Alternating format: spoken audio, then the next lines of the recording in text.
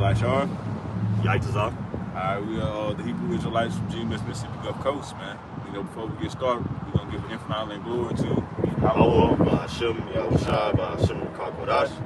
double honors to the apostles and elders who bring millstone, and peace and salutations to the occupants pushing this truth without faith, righteousness, and sincerity. To you, we say shalom. Shalom. Alright, you can see as for the title of this lesson, man, to the Kakodash, man. Beware of the alcohol demon, man. Wine, there's no problem with drinking alcohol, to bring cheerfulness to the spirit, man. But it's a balance you gotta have with it, man. And too much of it, man, can damage you physically, but also spiritually, man. All right, and we gotta keep our houses in order. And I want to get 3 little key points to how it can damage you physically, man. Drinking too much alcohol. And this is just data that I found out on the web. It says drinking too much alcohol can damage many parts of your body, including your brain, heart, liver, and digestive system. All right. It says excessive alcohol consumption can cause blood to appear milky or cloudy due to a metabolic disorder called hypertriglyceridemia, whatever. You get it. You know what I'm saying? It says while moderate alcohol consumption may have some potential benefits, it is important to note excessive alcohol can have serious health effects, man. Heart disease. It can cause your liver failure. All these things. Age quicker. You see, so you got to be mindful of how much you are drinking, all right? And I want to get this precept. This is 1 Corinthians 6:12. It says, all things are lawful unto me, but all things are not expedient. All things are lawful for me, but I will not be brought into the power of any. And you got to look, man, that alcohol demon, the demons, they tricky, man. They can come and knock you off your pivot from anything, man. Okay? That's why the Lord's always dealing in balance, man.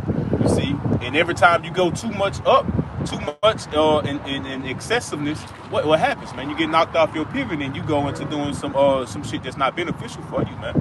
Okay? And drinking alcohol it's lawful. Okay, yeah. You can do that. All right, but too much of it, it's not expedient for you. Okay, and then being brought under the power of any, man, you can be brought under the alcohol demon and the power of it, man. Then all of a sudden now you're an alcoholic. Every day you gotta have a drink. Okay, and then it go from drinking 1 beer to drinking a 6-pack to drinking a 12-pack. Shit. Right. You know what I'm saying? Now you doing too much. Now you need it. Now in your mind and your body, you thinking you need this shit, man. To focus or to get right, man. Right. Now you being brought under the power of it. Beautiful. And like the scripture said in Proverbs, it say give a strong drink to a man that's ready to perish, man. So ain't nothing like the brother getting into it, nothing wrong with having your drink, getting nice.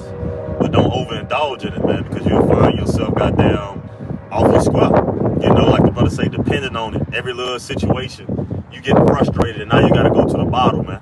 And now you doing things that's unbecoming of you, man. You getting drunk. Your temper, is getting out of control. Now you fighting. There's a scripture, I believe, in the Apocrypha. I can't find it where it tell you like too much drink. It causes brawling, man. Fighting and arguing. Jake then went to those different barbecues and family reunions where folks they start off nice, good. And they get all them head busters, them Budweisers in them bushes. Them boy you show can't hangs, all that liquor in them. Yeah. That bird dog, that whiskey in them. And the next thing everybody fighting, bringing up old shit. Fighting and squabbling and shit, man. Nah, man, that's not expedient, man. And if you do find yourself, succumbing to the damn drink, man, you gotta fast, pray and fast, man. Right. Okay, yeah, cut yourself off from it, man, and get back on your track, man. All right, but you got it, bro. Hey, you gonna bring it out. This in there too. This is Ecclesiastes, aka Sirach 31:27. Wine is as good as life to a man, if it be drunk moderately. Exactly. What life is then to a man that is without wine? For it was made to make men glad. All right, like you said, man, wine is good, man. It's good for a man if it be drunken moderately, okay? Having that balance, man, when you drink it, okay? Drinking it moderately. You know what's how much you can have and how much you can't, man.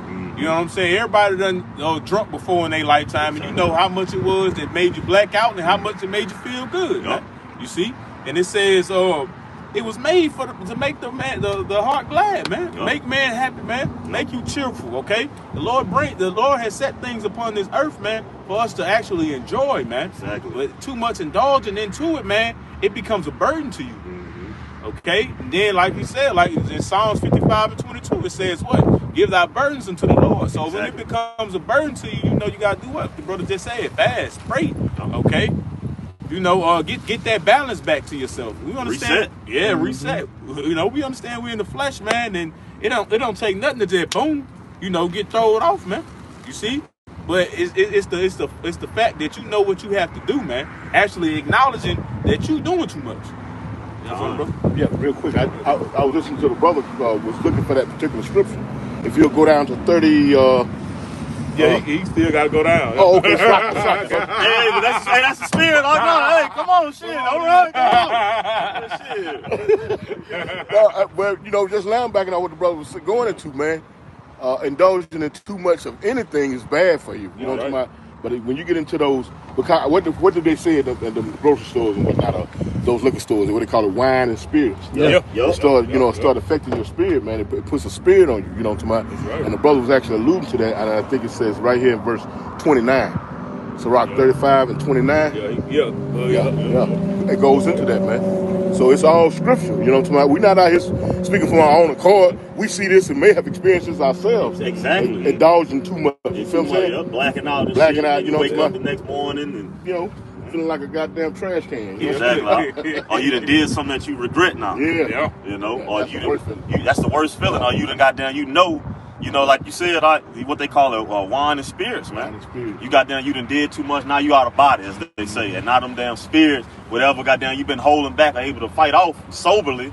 You know, now that shit done took over you now. Whatever it's anger or whatever the fuck it may be. You know, because what they say, if I may, go ahead.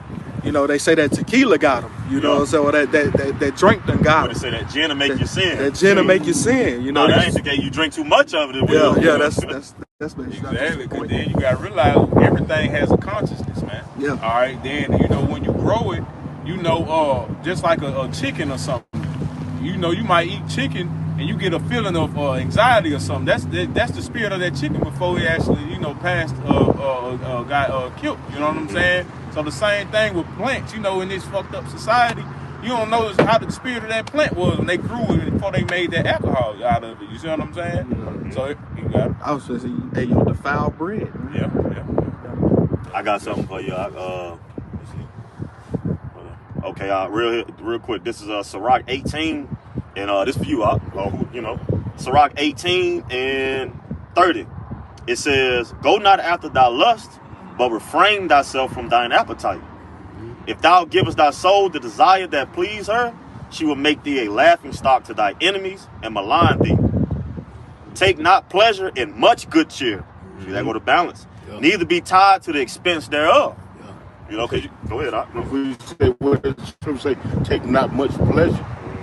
You know what I'm saying? Again, that goes back to where everything has to be done in moderation, man. You have to be disciplined in any order that you do. If you goddamn, karate man, you got to be disciplined in it. Right. You know what I'm talking about? You stretch so much or you do so many moves, this and that. If you lifting weights, you can't overdo it, overexert it. You're going to pull a ligament or tendon. You know what I'm talking about? Everything must be done in moderation, man. So and that's the balance, the spirit and the body working together, but being guided by the proper spirit, like it says,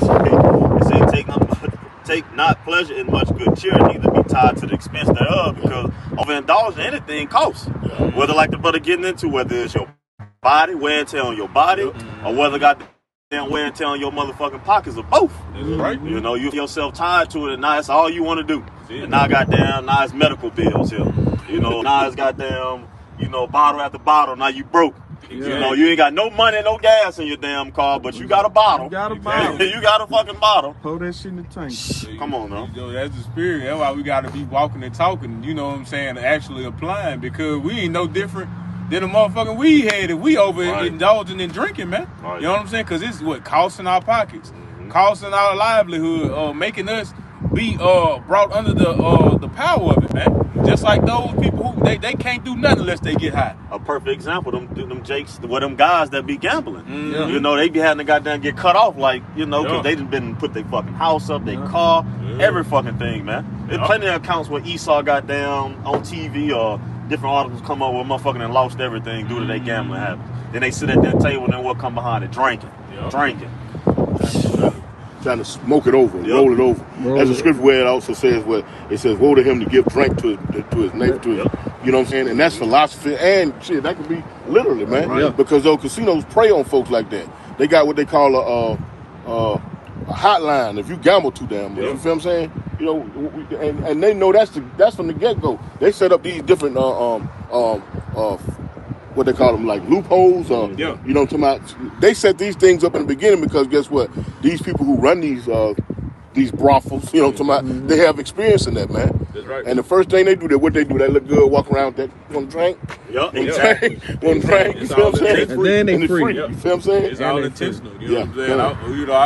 I had my fair share working at the casinos, man. And one of the GMs broke it down to me. She said, "You see them lights that's on the machines? That's to catch their eye when they under the influence. You know what I'm saying?" She said, "You see the noise it makes? That's to actually draw their attention when they under the influence. Right. Even when they get drunk and hungry and tired, that's what the buffet there for." She said everything revolves around people spending their money. See, but when they under the influence, the power of it, they don't realize. They don't realize it. See? Until they wake up the next morning.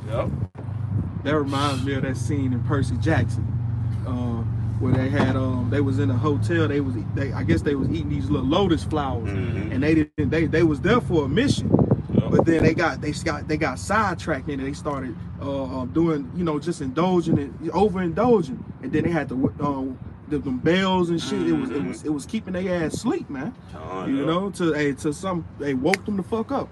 You know, like, damn, I need to cut this shit off. We gotta go do what we gotta do. Right. And to the brother point, like he said, that's philosophy and actual, you know, physical. Because a perfect example of that as well, that movie Cadillac Records. Yeah. When Muddy Waters gave what's his name? Walter some liquor. He was like, shit, he don't drink that shit for now. That shit fucked me up. He said, here, take a little edge off of him, basically. You know, and then what? When it consumed him, what he told him, he said, you need to go back to the Pensacola boy. This liquor ain't for you, but you gave it to him. You forced it to him. He told you he didn't want that shit. He knew it to fuck you, my man. Nah, Mud, this shit fucked me up. But he not here, man. You know. So yeah, man. Moderation, man. Shit. But you brothers got it. And you be made a fool of in the end, man, because that's what it's all set up, you know. Now what would you say? You know, now they got deeds to your house. You know what I'm talking about? They got the big ass tab. You know what I'm talking about?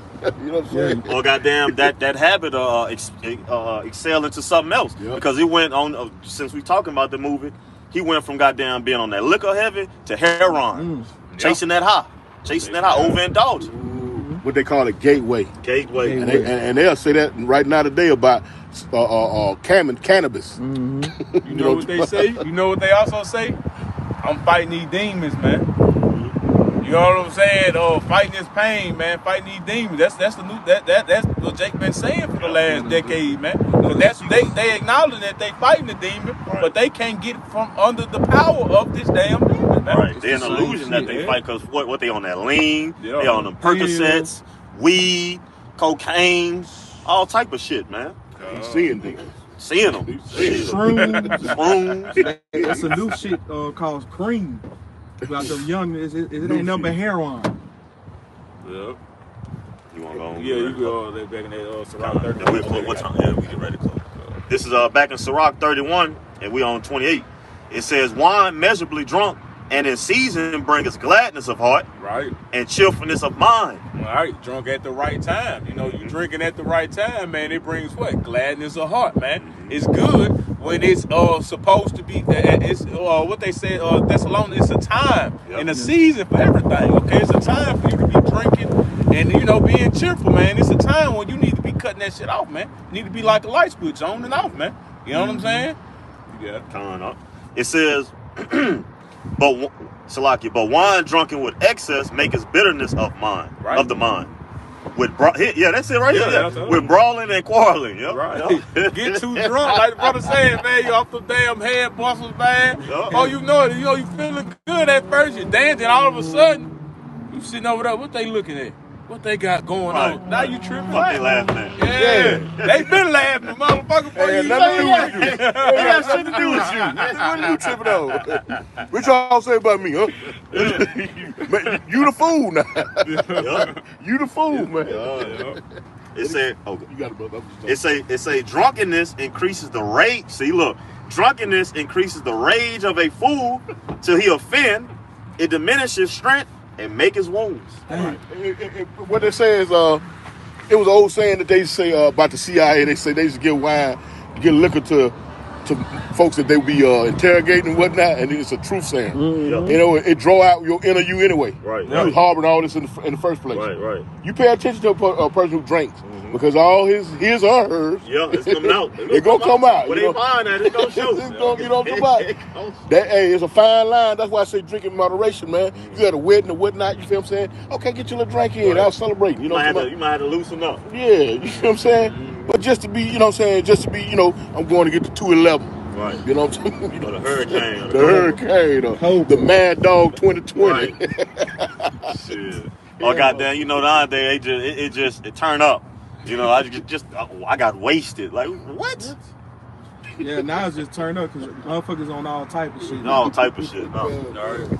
It's just unprofitable, man, but you got it. Yeah, you just like I said, man, it diminishes strength and make it wounds, man. It don't do nothing but hurt you, man. In the end, man, when you over excessive, you doing too much, man. All right, I'm gonna close out to this Proverbs 11:1. It says, "A false balance is an abomination to the Lord Yahweh, but a just weight to His delight." Man, the Lord deals in balance, and if you know this, and if you're teaching this, and if you claim you're applying this, then you need to understand that too much of that alcohol, man, is a false balance, man.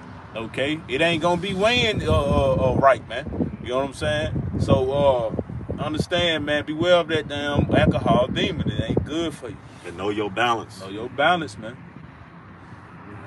With that, we're gonna close out and give Him honor and glory to Yahweh, Ba'ashem, Yahushai, Ba'ashem, Kakadash. Double honors to the apostles and elders of Great Millstone. Peace and salutations to the occupants, which is truth, our faith, our righteousness, and our sincerity. To you, we all say shalom. Shalom. Ba for ba. Ba. From Yashala. Yashala.